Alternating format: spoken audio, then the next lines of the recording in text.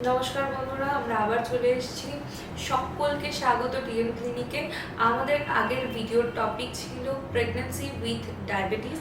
আমাদের সাথে আছে এন্ডোক্রিনোলজিস্ট ডক্টর সুবীর সর। নমস্কার স্যার।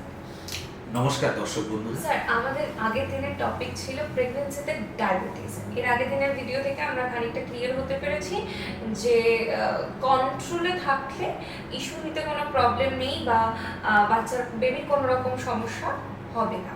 তো আমরা যদি আর একটু কিছু এলাবোরেট ভাবে আমাদের দর্শককে জানতে পারি। অনেক মায়েদের এটা সমস্যা থাকে যে প্রেগন্যান্সির পর ডায়াবেটিস আসছে, তো সেই ক্ষেত্রে কি? হ্যাঁ, মানে এর আগে যেমন বললাম প্রি এক্সিস্টিং ডায়াবেটিস তারা কনসিভ করছে, কি করতে হবে না হবে। এবার প্রেগন্যান্সি আসার পর ফার্স্ট টাইম ডায়াবেটিসটা ডিটেক্টেড হচ্ছে। তা এটা যদি দেখা যায় যে প্রথম 3 মাসের মধ্যে ধরা পড়ছে, তাহলে আমরা ওটা ধরে নেবো যে ওটা প্রি এক্সিস্টিং ডায়াবেটিস ছিল। সাধারণত প্রেগন্যান্সির জন্য যে ডায়াবেটিসটা ডেভেলপ করে, যাকে আমরা জেস্টেশনাল ডায়াবেটিস বলি, সেটা কিন্তু মানে সেকেন্ড ট্রাইমেস্টার বা থার্ড ট্রাইমেস্টার মানে 3 মাসের পরে গিয়ে ডেভেলপ করে। আর এই জেস্টেশনাল ডায়াবেটিস ডায়াগনোসিস করারও কিছু ক্রাইটেরিয়া আছে। মানে এটা মানে যারা অ্যাকচুয়ালি প্রিভিয়াসলি নন ডায়াবেটিক, ইউজুয়ালি করা হয় প্রেগন্যান্সির মানে 24 সপ্তাহ থেকে 28 সপ্তাহের মধ্যে। যেটা করা হয় এই টেস্টটাকে বলে 75 গ্রাম ওজিটিটি টেস্ট বা 75 গ্রাম ওরাল গ্লুকোজ টলারেন্স টেস্ট। তা এই টেস্টটায় যারা প্রিভিয়াসলি নন ডায়াবেটিক ওভারনাইট ফাস্টিং থেকে 75 গ্রাম গ্লুকোজ খাওয়ার পর 1 আওয়ার ভ্যালু আর 2 আওয়ার ভ্যালু দেখা হয়। এখানে ফাস্টিংটা যদি 92 উপরে থাকে বা 1 আওয়ার ভ্যালু যদি 180 বেশি থাকে বা 2 আওয়ার ভ্যালু যদি 153 বা তার বেশি থাকে, যে কোনো একটা ভ্যালু বেশি থাকলেই কিন্তু আমরা এটাকে জেস্টেশনাল ডায়াবেটিস বলে ডায়াগনোসিস করি। যেই মাদের প্রেগন্যান্সিতে ডায়াবেটিস আছে বা এরকম ভোগ করছে যারা, তাদের লাইফস্টাইল ম্যানেজমেন্টটা কি হবে বা কিভাবে কন্ট্রোল করবে জিনিসটাকে, কতটা সাবধান থাকবে তারা, কিভাবে থাকবে একটু যদি বলতে পারেন। অবশ্যই প্রেগন্যান্সিতে ডায়াবেটিস, এবার ডায়াবেটিস ম্যানেজমেন্টের একটা গুরুত্বপূর্ণ অংশই হচ্ছে লাইফস্টাইল মডিফিকেশন। মানে প্রপার হেলদি ব্যালেন্স ডায়েট এবং তার সাথে রেগুলার এক্সারসাইজ, এটা কিন্তু একটা খুব গুরুত্বপূর্ণ ব্যাপার এবং সেটা প্রেগন্যান্সিতে ডায়াবেটিস বা জেস্টেশনাল ডায়াবেটিসের ক্ষেত্রেও প্রযোজ্য। হ্যাঁ, এখানে যেটা হচ্ছে যে আমরা যেমন নন প্রেগনেন্ট পেশেন্টের যতটা স্ট্রিক্ট ডায়েট করতে পারি, এখানে কিন্তু ততটা করতে পারি না, কারণ এখানে খুব বেশি ক্যালোরি রেস্ট্রিকশন করা যায় না। কিন্তু যেহেতু বেবি আমার ইউটেরাসের মধ্যে গ্রো করছে, সুতরাং খুব বেশি রেস্ট্রিক্ট করলে বেবির গ্রোথ কমে যেতে পারে। সুতরাং আমাদের হেলদি ব্যালেন্স ডায়েট, যে ডায়েটগুলো নিয়ে আমরা সাধারণত একটু বেশি ক্যালোরি এখানে বলি আর কি, কিন্তু ডায়েট প্যাটার্নটা একটু চেঞ্জ করা, মানে যেমন একটু ভেজিটেবল বেশি খাওয়া, অয়েল কনজাম্পশনটা যতটা মিনিমাম করা যায় সেটা, একটা নির্দিষ্ট পার্সেন্টেজ মানে যত আমার ক্যালোরি লাগছে তার মোটামুটি 60% যেন কার্বোহাইড্রেট থাকে, 15-20% যেন প্রোটিন থাকে, আর ফ্যাটের পার্সেন্টেজ যেমন ওই 15-20%-এর মধ্যে থাকে। আর এর সাথে এক্সারসাইজ, মানে এখানে তো খুব ইন্টেন্স এক্সারসাইজ করা যায় না। এবার যদি কোনো গাইনোকোলজিক্যাল কন্ট্রাইন্ডিকেশন না থেকে, মানে গাইনোকোলজি যদি বারণ না করে থাকে যে এক্সারসাইজ করা যাবে না, কারণ কিছু কিছু কন্ডিশন আছে যেখানে হয়তো গাইনোকোলজি বারণ করে দেয় না, একদম বেড রেস্ট, সেসব যদি না হয় তাহলে কিন্তু normal exercise, mild to moderate intensity exercise যেগুলো করাই যেতে পারে, মানে অ্যাটলিস্ট মানে কিছু অ্যারোবিক এবং কিছু রেজিস্ট্যান্স এক্সারসাইজ বা সিম্পল হাঁটা, সেটাও কিন্তু প্লেন রাস্তায় যদি হাঁটে সেটা কিন্তু যথেষ্ট মানে গ্লুকোজ কন্ট্রোলে হেল্প করে।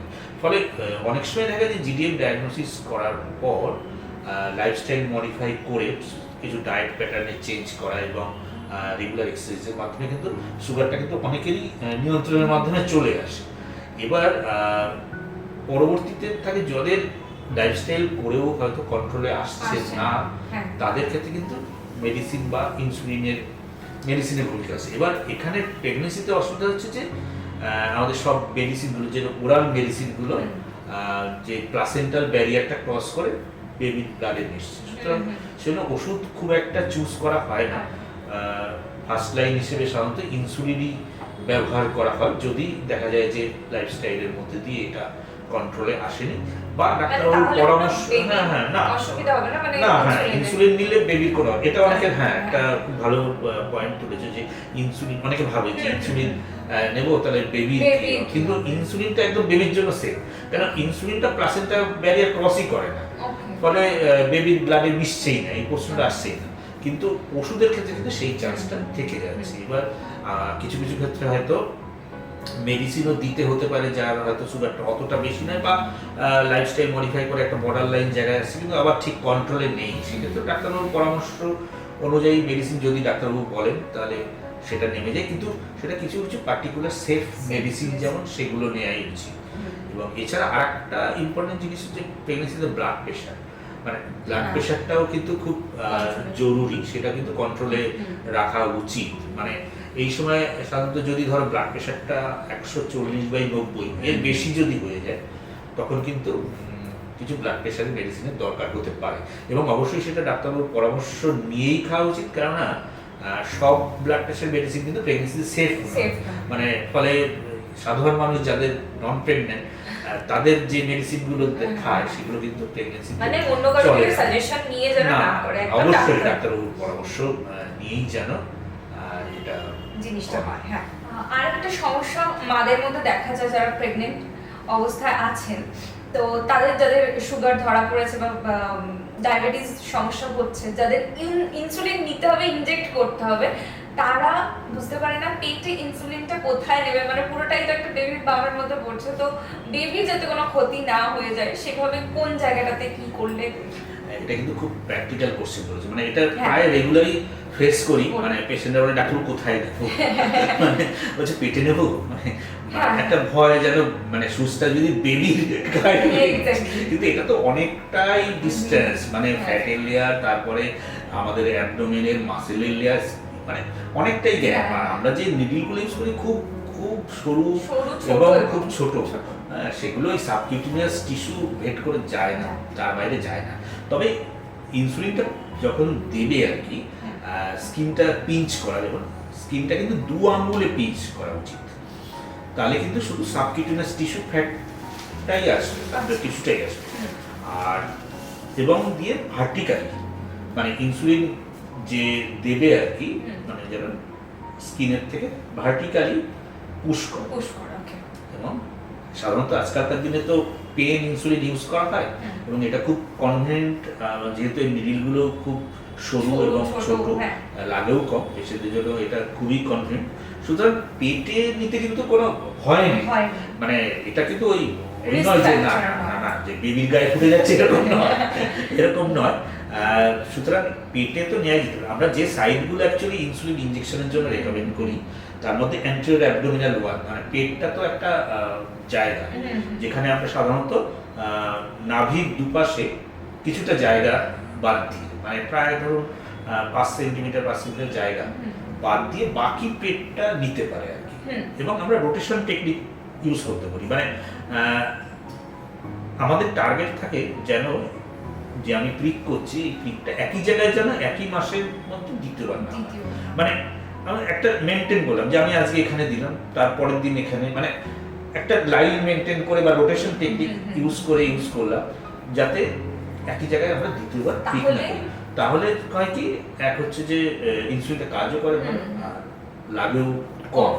এছাড়া পেট ছাড়াও যেমন থাইয়ের বাইরের দিকে নেওয়া যায়, বা বাটাক্সের আপার পার্টে নেওয়া যায়, আপার এন্ড আউটার পার্টে নেওয়া যায়, বা আর্মে নেওয়া যায়, কিন্তু আমরা ফোর আর্মে বারণ করি, ফোর আর্মে যেন ইনসুলিন না নেওয়া হয়।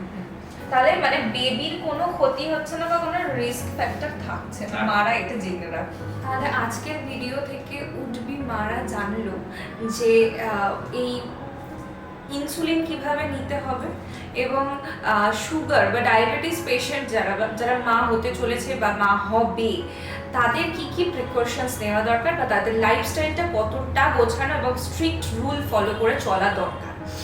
তাহলে এইরকমই আরও হেলদি ভিডিওসের জন্য অবশ্যই ডিএম ক্লিনিককে সাবস্ক্রাইব করতে হবে, লাইক করতে হবে, আর সব মাদের জন্য আজকের ভিডিওটা ছড়িয়ে দিতে হবে। দেখতে থাকুন, চোখ রাখুন ডিএম ক্লিনিকে। নমস্কার।